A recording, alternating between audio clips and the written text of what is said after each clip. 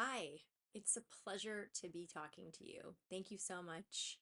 And I'm really looking forward to answering all these questions today. And I'm looking forward to seeing you all again in November.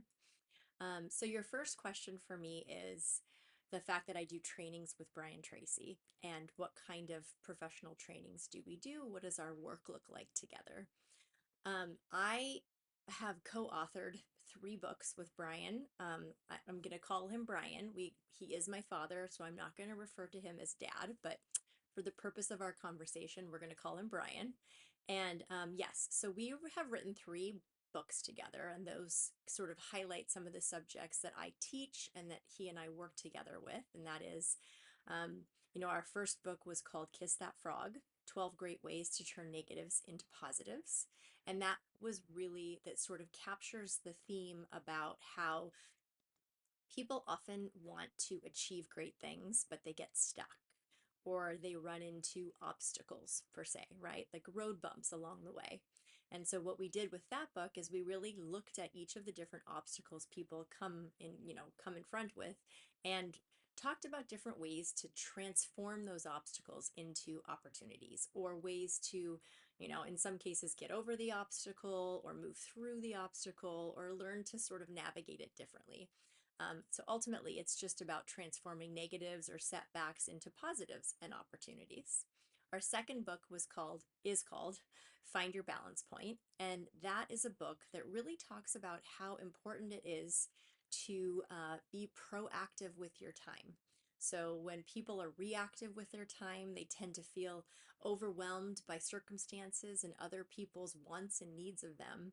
And when we know how we want to spend our time, when we figure out what our ultimate balance or balance point is, then we can be proactive with our time and feel really good about where we put our energy and our efforts.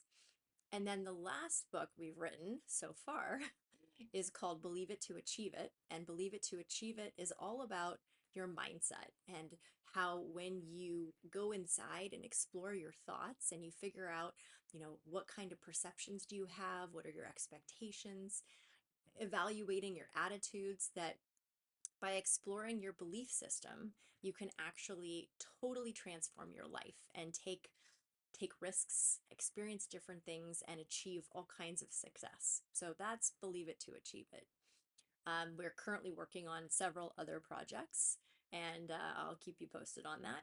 And then, in addition to that, I've been working with Brian for over 10 years, and we train aspiring speakers how to incorporate kind of the Brian Tracy method of speaking so that people can learn to present and communicate in a very effective and impactful way, all the way from people who are just insecure about their speaking and communication skills, all the way to people who want to speak to thousands on a stage. So we do that several times a year, and I do that kind of training in other capacity because I'm so excited about the creative process, and I feel like this day and age, communication is such a major piece of success and expression and connection. And so that is how we are currently working amongst, always coming up with some creative projects. So, let's see, one of the other questions. So, how do you discover your passion? I think that a lot of people discover their passion by accident, or it just sort of becomes obvious to them. But what I think is the easiest way to discover your passion is to think about the things that are really exciting to you or that are easy for you to do or invest time and energy in. One of the greatest ways to kind of measure that is to think about, when do you get lost in time? Have you ever done something or been somewhere where you have an experience and 3 hours goes by and all of a sudden you're thinking, oh my God, it's been 3 hours. I was so engaged in what I was doing. That is often an indication that that's your passion. But if you don't currently have that experience, then one of the other ways to sort of find your passion is to be curious, take a class, read books on different subjects, and go to different parts of your city or talk to people that you don't normally talk to.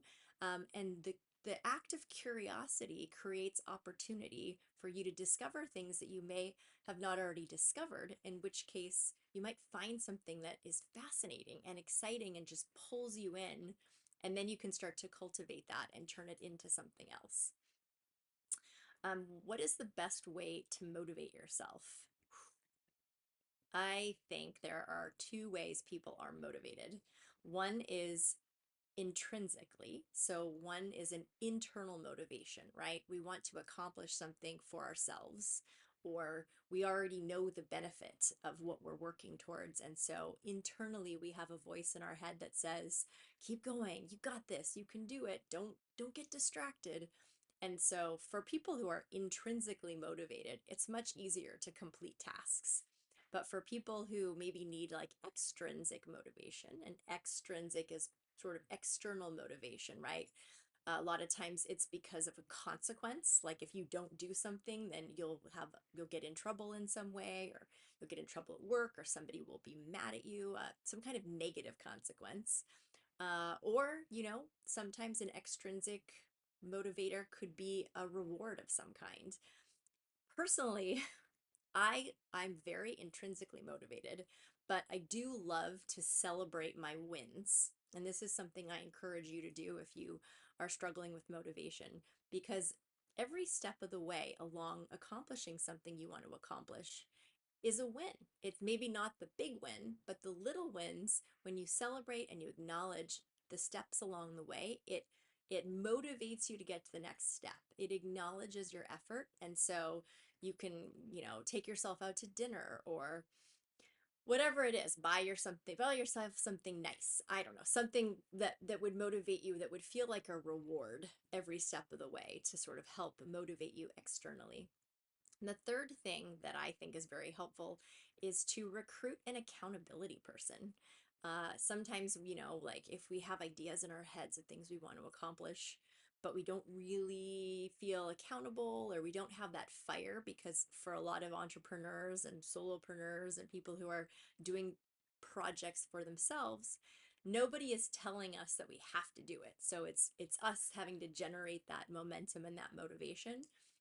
But when you tell somebody else that you're planning to achieve something by a certain time, it propels you, and it sort of, maybe you don't want to complete it for yourself, but you certainly don't want to not follow through with your commitment to someone else. So I would say, think of, why you're trying to accomplish something, to tap into that intrinsic motivation. Come up with some sort of, either acknowledge the negative motivator or some kind of external reward, or recruit an accountability partner, so you have somebody who you have to report to if you don't finish the task. Okay, let's see. How do you build your self-confidence? To synthesize this idea, because obviously this is a very big subject, self-confidence is a direct result of competency. And what I mean by competency is that when you do something that you don't know that you can do, and you complete it, you become more competent in a skill, and competent, capable of doing something, right? We're all very anxious and afraid to do new things that we've never done before, because of course nobody wants to fail. So it's hard to do something different and new. And when you do take a step in the right direction or towards that goal, and you are successful in the step, small or big, doesn't matter, there is a boost of confidence. It's a boost of, oh my gosh, I can do this. And then you take another step, and then you take another step. And so the more you know that you can do something, the more confident you feel. The other aspect of confidence has a lot to do with communication. And part of that is because when we can't clearly express ourselves, right? Communication is all about getting your needs met, or, convincing somebody to do something that we want or need them to do, whether it's acknowledge our feelings or take an action. In business, we're obviously trying to influence people to use our product or our service. Often in speaking, people are trying to influence the audience to change their behaviors to have a different experience. But it all starts from knowing what you're trying to say, and being able to clearly express yourself to your partner, to your family, to your work environment, and have them understand you. because when they understand you and they take the action that you're requesting of them, it's demonstrating that you have value to yourself. And when you believe that you have value and you're experiencing it by your interactions with other people, you, again, it boosts your confidence. It helps you think to yourself, I'm an important person, that this is something that, like, I have value here. And so that's another way to boost your confidence and self-esteem. How do you create the best relationships with people? Well, how do you create the best relationships with people? I like to think of it as that there are 5 ingredients for connection and intimacy. And I'm going to say intimacy, and I know that that has a meaning that might feel very personal, but good relationships involve emotional intimacy. They involve emotional closeness and respect. So intimacy is not always sexually associated. So I'm going to say there's 5 ingredients to uh, intimacy in relationships, connection and intimacy. And the first of the 5 is appreciation. Okay, so we all have to appreciate the people in our lives. The gratitude for what they do that helps make our lives better, that means something to us. You know, saying thank you is an incredibly powerful tool because everybody wants to know that what they do matters. And so never miss an opportunity to express gratitude to the people in your life, whether it's the people you work with or the people you live with. But saying thank you and offering appreciation is incredibly powerful to maintain close, connected relationships and earn respect from people.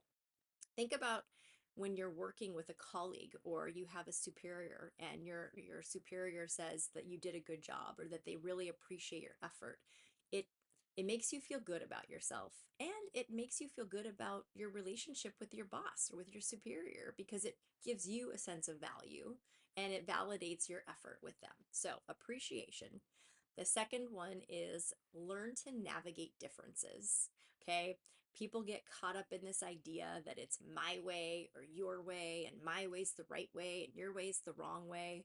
But if you can learn to adapt your thinking and think of it as navigating differences, that there are no right and wrong, they're only different, then it's much easier to embrace another person's approach or learn from them or even negotiate so that maybe you blend your two approaches together and have an even more effective approach on things. So, show appreciation, learn to navigate differences, manage expectations. Okay, major, because how many times have you been frustrated because you didn't know what somebody expected of you, and then you did something because you thought it was what they wanted, and then it wasn't what they wanted, and then they were upset? So that happens all the time, and that happens personally and professionally. Just be very clear about your expectations of what you're hoping or thinking that somebody's planning to do and communicate that effectively and clearly with them. The making it, many people make assumptions, you know, like somebody does something once or twice and then the person assumes they will do it again. And when they don't do it that third time, rather than realizing that there was an assumption made, they actually feel disappointed and frustrated because they assumed it was just naturally going to happen the third time. So if you want somebody to do something or you have an idea or expectation, express that to them. And this will save a lot of personal relationships. Ask your partner, what do you need me to do? How can I help you? How can I support you? What clear expectation do you have of me for right now so that I can make you happy and that together we can be very happy. So, expectations, navigating differences, showing appreciation, and equitable exchange. Okay, so in most relationships, people are not always contributing the same thing. And this is, we have different jobs, we have different talents and qualities and things that we offer. And so sometimes we don't realize that maybe we're putting in, less than the other person is putting in. So there always has to be an equitable exchange. A personal example of this is, the idea that there are a lot of families where one person works and earns money and, the traditional breadwinner, and one person is domestic and stays home and takes care of the children and keeps the house moving. So those are two very distinct roles, both very important, but not the same. And so it's important to have a conversation about the value of your different roles and to always make sure that you each feel like you're getting out what you're putting in, that you're a team. Feeling like a team with another person or with your colleagues or in any capacity is what builds loyalty and dedication and community. And you accomplish so much more together when you feel like you're a team. And the last one is spend some time together. um, Undivided attention. You know, we live in a time now where people are very unfocused, so many distractions, our cell phones, social media, just it's very hard to stay focused. And so when you want to demonstrate to somebody that they matter to you and that you care about them, give them your undivided attention. Spend time with them. If you're going to have a conversation with somebody at work, put your phone down and sit down and turn to the person you're talking to and make eye contact so that they know that you're paying attention to them. And when you're at home with your family, spend time with your kids. Take your partner out on a date. Like, give them your most valuable resource is time. So when you give it to somebody, you are showing them or telling them how important they are to you. So those are some ways to create awesome relationships with people in your lives. What does maximum achievement mean to me?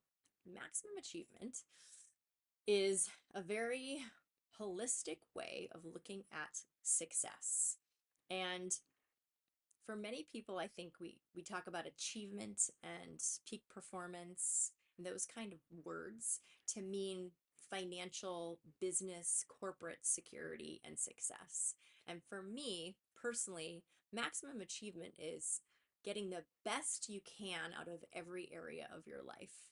And obviously, we can't do that all the time, but if that's what you're striving for, if you can identify what is the ideal image or the ideal achievement that you could experience in any area of your life, and you go through all of it, you know, like your family, your health, your business, your finances, your free time, all of those things, your children, your social relationships, your spirituality. I mean, life is holistic, right? We're not just focusing on one thing.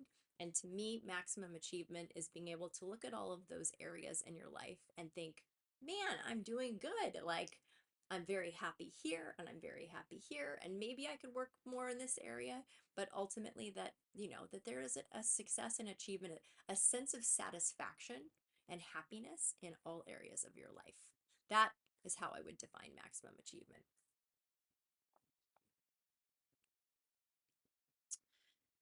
I have a great family, and what is the recipe for my success with my family? Whew. Well, I mentioned to you the five ingredients of intimacy, and I think, let's see, I've been married for 19 years, 19 years, and I've been with my husband for 26 years, so a long time. We have three kids, 12, 15, and 17.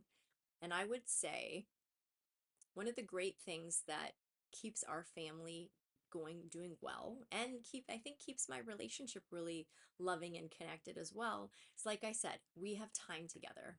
I consider undivided attention and focused time with people that are important to me to be my most important experience. So I make an effort to spend time with my husband alone where we can connect and have conversation and bond, build our friendship as much as our relationship.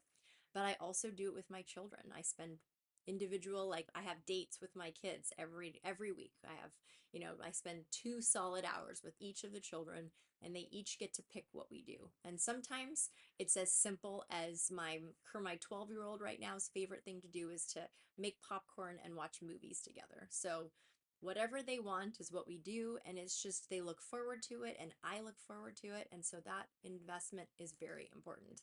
Another thing you can do to have really solid relationships, and what I think has also kind of been the thread in my family, is that we treat each other with respect, that we spend a lot of time trying to honor each other's experience. So often we joke around and we say things like, don't yuck my yum, which is sort of, like maybe another phrase that goes around these days is, uh, you do you and I'll do me, or like, you do you, whatever your thing is. So we really try to bring that into our family so that each person in the family feels comfortable and safe to have an opinion about things, to express themselves.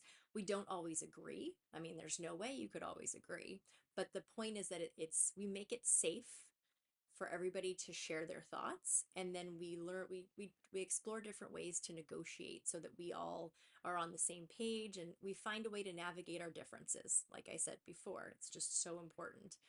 um, and I think when you do that, even if you're of different ages, the idea that you can honor somebody's opinion regardless of their age really builds their self-esteem. I mean, my 17-year-old daughter was just telling me, her name's Julia. She was just telling me how, because we always asked her opinion when she was growing up, whether it was what are we having for dinner, or where are we going for a vacation, because we included her in the conversation, she always felt like her opinion mattered. And if her opinion mattered, she mattered. And to this day, she feels much more confident expressing herself to her teachers, to her friends, with us, because we sort of just set that in motion at a young age. So, really, it's the way we listen to people has such an impact on how they feel about themselves and how they gauge their value. So, we all rise by lifting others. And you start with your family. You want to build their self esteem. You want everyone in your family to feel important so that everybody can go out and make other people feel important. Because that's really the root of it, right? The more we build community and connection, the more we can achieve across the board. So that's how I think I really invest in my family and keep us connected and happy and, overcoming the obstacles that inevitably come. So let's see. Question is, what will happen if I can't cope? I'm going to interpret that to mean, how does one develop resiliency? How does one overcome setbacks? Or how does one navigate a situation that feels uncomfortable? And those are inevitable, right? We're not going to win everything we try. And one of the important things to think about is the law of control, the idea that you are happy and confident to the extent in which you feel in control of your life. So when you realize that when a situation happens, you have the ability to choose how you respond, choose how you act, choose what your next steps are, that it's really up to you. If something doesn't work, you may not have been able to choose the circumstances, but you can choose your reaction. You can choose the next step. And if you need to feel in control of an area of your life that feels like you have no ability to control it, then I would encourage you to find something you do have control over. If you're waiting for a call or you're waiting for an opportunity and you really can't make it go faster, then focus on a different part of your life. Invest more in your health at the time, or focus more on your family. You have control as to where you put your focus. So notice where you are in control and focus your energy and momentum in that space so that you don't get stuck, so that you feel like there's always progress in some way or another. Another thing you can do is, if you feel like you can't cope because something feels so overwhelming, do an inventory. Make a list of all the things that make you happy and make you feel good, and see if you are making sure to invest in all of the things that do make you feel good. Because maybe you stopped exercising because you were focusing on a work project that didn't go the way you expected, and now you don't feel good anymore. So maybe start exercising again. Or maybe you love waking up early and having coffee in the morning and listening to music, and you stop doing that because you've been stressed out and distracted. So rather than like letting that go away, bring it back in. So you're tending to yourself to help you cope with whatever stress it is you're trying to overcome. What are the words mental poverty mean, and how can we change it? Mental poverty is it's kind of an interesting concept. I like to think of it in terms of, when you think about things or when you expect things to be a certain way, they often manifest that way. Like um, if you've never heard of the law of attraction, the law of attraction is something, it's all about how we attract to us what we think about all of the time. So when you think in your mind about something and it's like thoughts are things, and the energy in your mind creates a picture, and that picture manifests and actually draws those things to you. So when you are thinking about like not having enough, if you have like an attitude of deprivation, or you have the attitude of mental poverty where your thoughts are, I can't do it, I don't know enough, I don't have enough money, I don't have enough time, you're highlighting all of these things that are less than, right? It's not going to push you forward in life. It's going to highlight the less than, the not knowing, the not being good enough, the not having enough money. All of those things are kind of, it's like the law of attraction will bring more of that to you. So you will have less money and less time and less focus and less energy. So when you have this mentality around mental poverty, the best thing you can do is, the easiest way to shift it, I would say, is to try to find things that you're grateful for. Try to see opportunities in your life. Try to notice what you do feel excited about, that you, instead of looking about what you're lacking, notice what you have and start focusing on the things you have. Do you have your health? Do you have a relationship? Do you have children? Do you have a dog that you love? Do you have a great job that you're excited to go to? Do you have some kind of talent or knowledge that is helpful to others, that the more you share it, the happier you are? Those kind of things can help you shift that attitude or idea of mental poverty into an attitude of abundance and mental gratitude. And if that doesn't help you enough, then, you know, when we step outside of ourselves to help other people, it it reminds us of the value we have. And you can help people in so many ways. I just recently was talking to a man who has a job, but when he's not working, he volunteers to drive people to their chemotherapy treatments because they can't drive themselves there and back. And he does that because he feels like it feels so great to be able to give back or to give something to people without being paid for it, but just this idea to serve others, to know that you're impacting someone else's life in some way. And the more you do that, it comes back to you. It gives you this, it reassures you of your value as a human. And then we can do this in our jobs, we can do this in our families. Like, it's an incredible power that we all have. So I encourage you to try to help somebody and see what it's like. See what it's like to have them smile or offer gratitude for your efforts, and how much it motivates you to go forward. Here's a quote, okay? We should remember that the greatest achievement in life is not the fact that you have never fallen, but it's the fact that you get up after you fall. This is so true. And this quote, I think, is so powerful because the more we are willing to take risk, right? A lot of us are afraid to take risk, or we grew up being afraid to take risk, and so we don't. We get this idea that, oh my God, what if I do that and it doesn't work?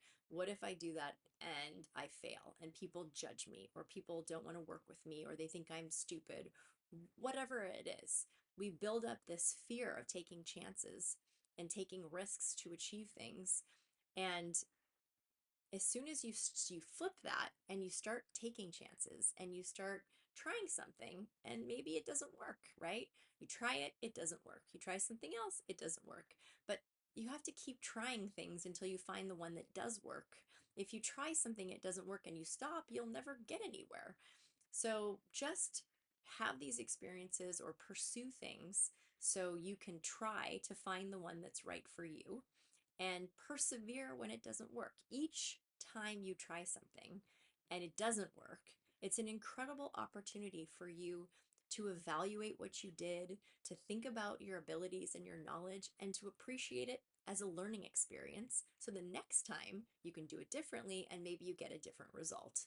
So I encourage you to have faith in yourself and believe in yourself and believe that As long as your intentions are congruent with who you are, if you've really tapped into what you want to achieve and you're moving in the direction that has meaning to you, then you just have to keep moving forward. You just have to keep taking steps in the right direction. And sometimes the direction adjusts, which is part of the process.